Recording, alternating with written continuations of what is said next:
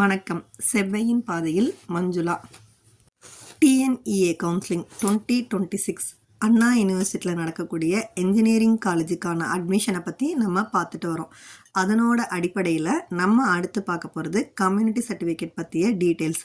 Community certificate எதுக்காகன்னு பார்த்தீங்கன்னா, நம்மளுக்கான இடஒதுக்கீடு, நம்மளுக்கான சலுகைகள், நம்மளுக்கான மதிப்பெண் அடிப்படையிலையும் ஃபீஸும் நமக்கு மாறுது. அதற்காக தான் கம்யூனிட்டி சர்டிஃபிகேட் நம்ம கொடுக்குறோம்.